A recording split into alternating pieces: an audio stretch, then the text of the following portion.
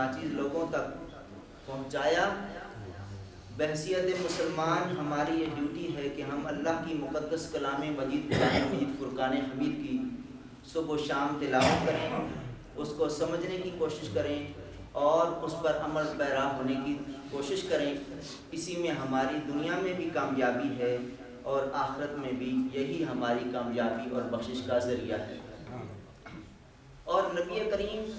سیدنا محمد مصطفیٰ صلی اللہ تعالیٰ علیہ وسلم کی محبت یہ ہمارے ایمان کا حصہ ہے، اور اسی محبت کے ساتھ انشاءاللہ ہمیں نبی کریم صلی اللہ علیہ وسلم کی پیاری سنتوں اور اللہ تعالیٰ کی مقدس کلام قرآن مجید پر عمل کرنے میں آسانی نصیب ہوگی۔ تو جتنی زیادہ محبت ہوگی اللہ کے پیارے حبیب صلی اللہ علیہ وسلم کے ساتھ، اتنا ہی ہمارے لیے دین اسلام کے احکامات، اللہ کے فرمان اور نبی علیہ السلام کی سنت پر عمل پیرا ہونا آسان ہوگا۔ اور نبی کریم صلی اللہ علیہ وسلم کی محبت اور ان کی پیاری سنت کی اتباع یہ ہماری بخشش کا ذریعہ ہے۔ جیسا رب کریم نے ہمارے ساتھ یہ اپنی مقدس کلام مجید میں وعدہ فرمایا ہے، وَمَن يُطِعِ اللَّهَ وَرَسُولَهُ فَقَدْ فَازَ فَوْزًا عَظِيمًا، جس نے اللہ کی اطاعت کی اور اللہ کے رسول صلی اللہ علیہ وسلم کی اطاعت کی، تحقیق اس نے عظیم کامیابی حاصل کر لی۔ اور اصل کامیابی دنیا کی کامیابی نہیں ہے بلکہ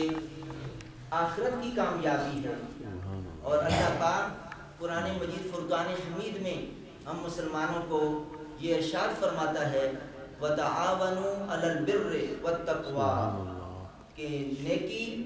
نیکی کو کہتے ہیں اور تقویٰ پرہیزگاری کو، اللہ کے خوف کو کہا جاتا ہے۔ تو نیکی اور تقویٰ کے کاموں میں ایک دوسرے کے ساتھ تعاون کرو، اور وَلَا تَعَاوَنُوا عَلَى الْإِثْمِ وَالْعُدْوَانِ، لیکن گناہ اور زیادتی کے کام میں ایک دوسرے کے ساتھ تعاون نہ کرو۔ اور پھر رب ذوالجلال نے ہمیں یہ حکم ارشاد فرمایا ہے فلاح پانے کے لیے کہ وَلْتَكُن مِّنكُمْ أُمَّةٌ يَدْعُونَ إِلَى الْخَيْرِ،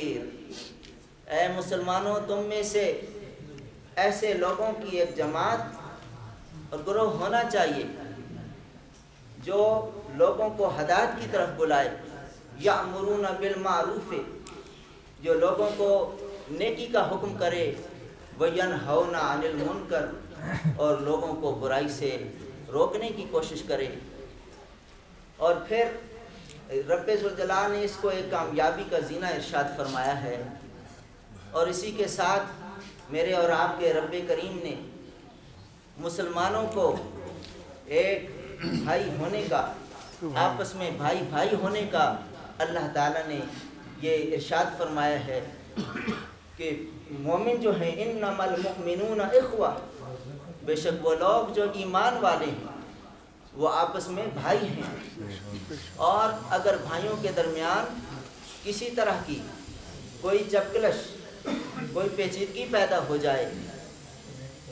تو اس کے لیے اللہ تعالیٰ نے ہمیں یہ حکم ارشاد فرمایا فَأَصْلِحُوا بَيْنَ أَخَوَيْكُمْ، تو اپنے بھائیوں کے درمیان صلح کرا دو۔ تو یہ ہماری ایک ڈیوٹی ہے، اور مسلمان کی یہ اللہ تعالیٰ نے یہ اچھے اخلاق کو بہت زیادہ اہمیت دی ہے۔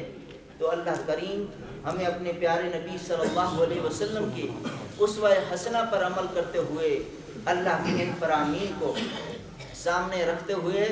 رب کریم ہمیں ہمیشہ نیکی کی توفیق عطا فرمائے، اور نیکی کے کاموں میں ایک دوسرے کے ساتھ تعاون کرنے کی توفیق عطا فرمائے۔ محترم سامعین ذی وقار، اس ہفتے کے دوران کچھ معاملہ آپ کی اس مسجد میں پیدا ہوا۔ الحمدللہ اللہ کے فرمان اور اس کے اذن اور اجازت اور فضل و کرم کے ساتھ مجھ ناچیز نے، اس فقیر نے تقریباً 7 سال تک آپ کے اس الفرڈ اسلامک سینٹر میں خدمت سر انجام دینے کا شرف حاصل کیا، آپ کے تعاون کے ساتھ، مسجد کمیٹی کے تعاون کے ساتھ۔ اور الحمدللہ اللہ کے فضل و کرم اور احسان سے مجھ سے جتنا بھی ہو سکا میں نے چھوٹوں کو بڑوں کو جتنا بھی ہو سکا پڑھایا، خدمت کی، ٹائم دیا، اپنے بیوی بچوں کو فراموش کر کے بھی جتنا بھی مجھ سے ہو سکا میں نے ایکسٹرا ٹائم دیتے ہوئے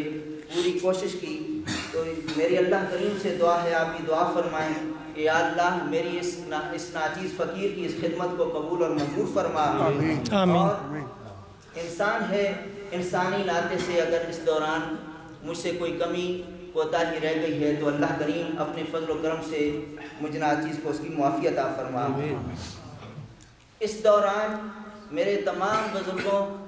میرے بھائیوں، میری ماں اور بہنوں اور بچوں نے جس محبت، اخلاص اور تعاون کا اظہار کیا،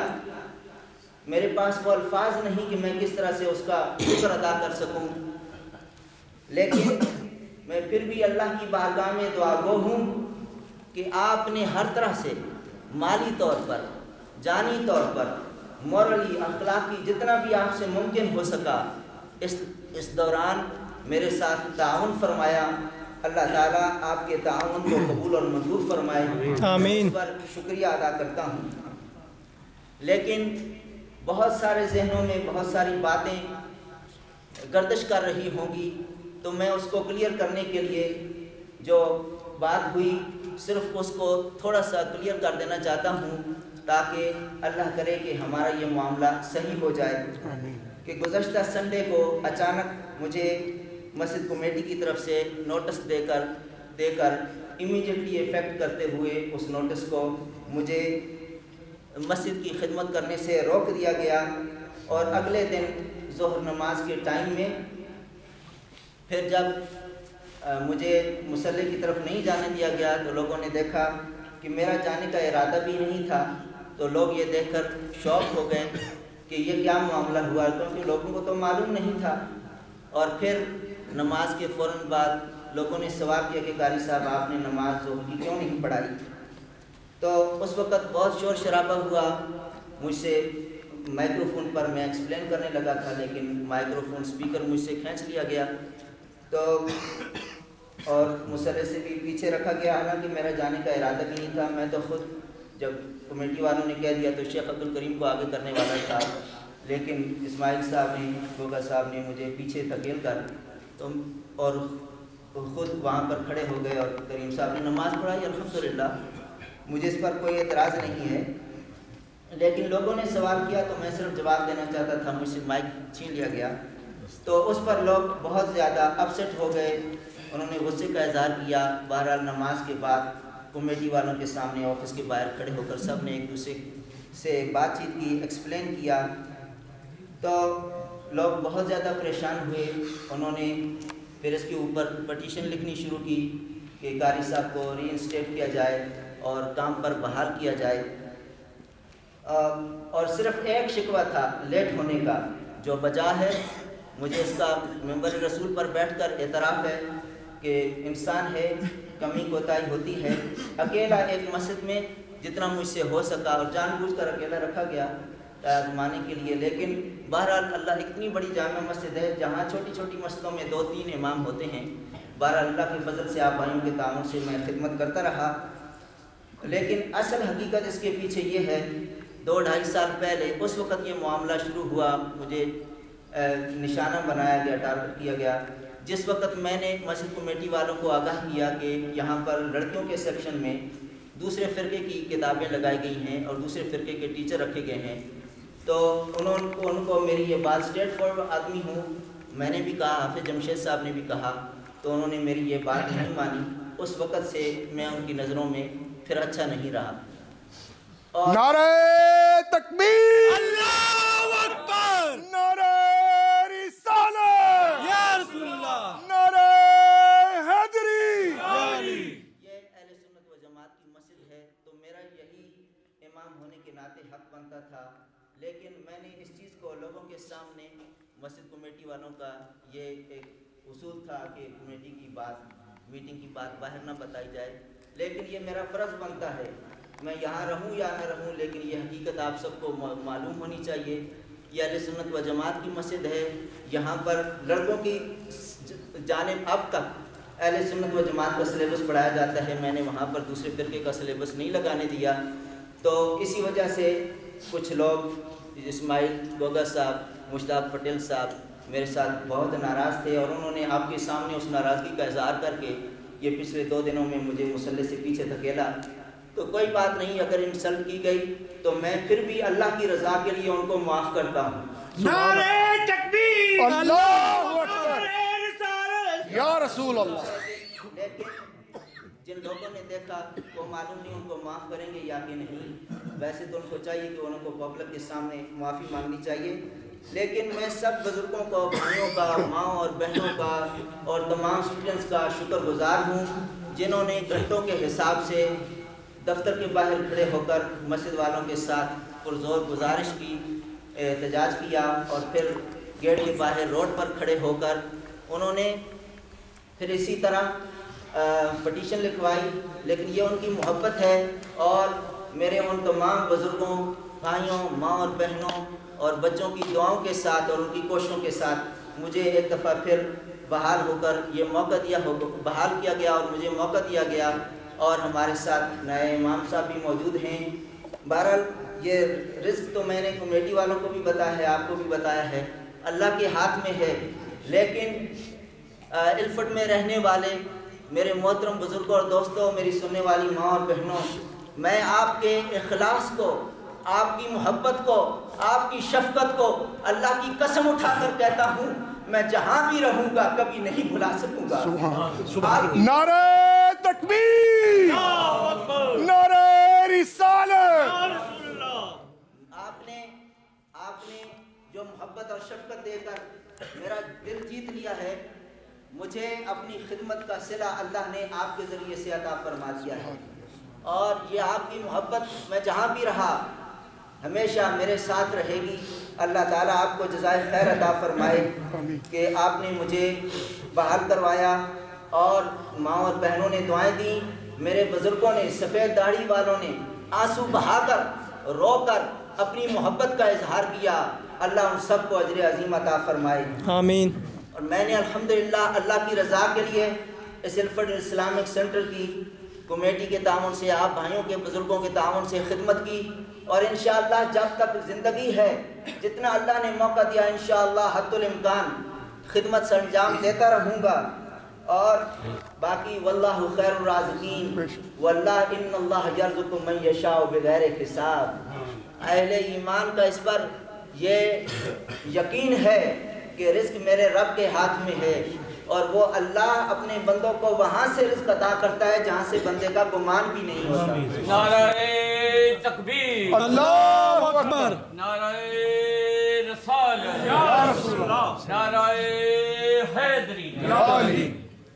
تو محترم سامنے ذی وقار، میری آپ بھائیوں سے، بزرگوں سے، ماں اور بہنوں سے اور بچوں سے یہی گزارش ہے، اللہ کے مقدس گھر کی خدمت، عزت اور تقدس کا خیال رکھیں، اللہ کے دین کا خیال رکھیں، اللہ کے پیارے رسول صلی اللہ علیہ وسلم کی مصلی کی عزت اور عظمت کا خیال رکھیں، اور آپ نے ہمیشہ امام کو عزت دی ہے، اللہ کے گھر کو عزت دی ہے، یہ عزت دیتے رہیں، ان کے تقدس کا خیال رکھیں۔ زندگی میں لوگ آتے جاتے رہتے ہیں، لیکن جو یادیں ہیں، جب ایسی سچی محبت اخلاص والی یادیں کوئی انسان نقش کر دیتا ہے، وہ دلوں اور دماغ سے کبھی مٹائی نہیں جا سکتی۔ تو میں آپ کو یہی دعوت دیتا ہوں کہ قوت عشق سے ہر پست کو بالا کر دے، دہر میں اسم محمد سے اجالا کر دے۔ سبحان اللہ، الحمدللہ۔ اور میری ہمیشہ یہ تمنا رہی ہے، اور ہر بندے مومن کی تمنا ہے، یہی ہے آرزو کہ تعلیم قرآن عام ہو جائے اور ہر ایک پرچم سے اونچا پرچم اسلام ہو جائے۔ نعرہ تکبیر، نعرہ رسالت، نعرہ حیدری۔ انشاءاللہ اگر آپ لوگوں نے اسی محبت اور اخلاص کے ساتھ اگر چاہا اور اللہ کریم نے مجھے موقع دیا تو انشاءاللہ میں اپنی زندگی کی سانسوں میں جب تک ممکن ہوا آپ کے ساتھ رہوں گا، آپ کی دین اسلام کی اور اس سینٹر کی خدمت کرتا رہوں گا. یہ سینٹر الحمدللہ ہم آپ سب لوگوں کی وجہ سے ہے اور ہماری عزت اس دین اسلام کے سینٹر کی وجہ سے ہے. اللہ اس سینٹر کی عزت اور تقدس کو ہمیشہ کے لیے قائم رکھے اور اللہ اس کے طفیل ہماری عزت اور حرمت کو بھی اور ہمارے مسلمان عالم کی شان و شوکت کو بھی مساجد کی وجہ سے ان کی عزت اور عظمت کو قائم اور دائم رکھے.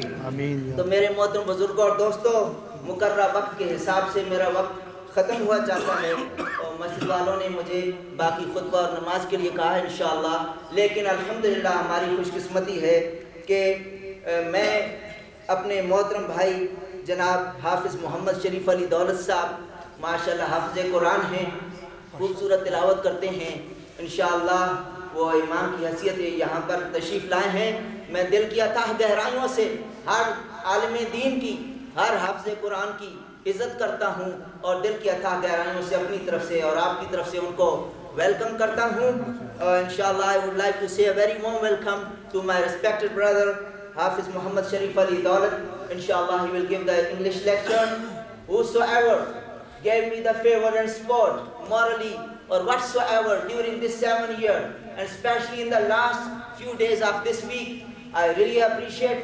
their all the support, and I make dua. May Allah subhanahu wa ta'ala reward you for this. Inshallah, I am here until my Allah wills, and inshallah I will continuously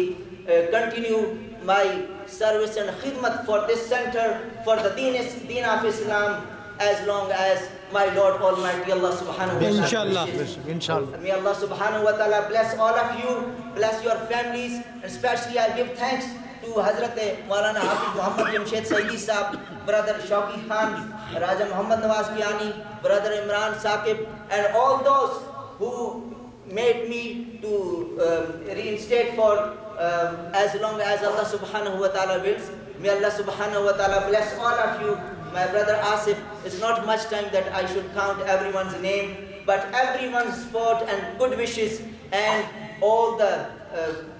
best, what you say,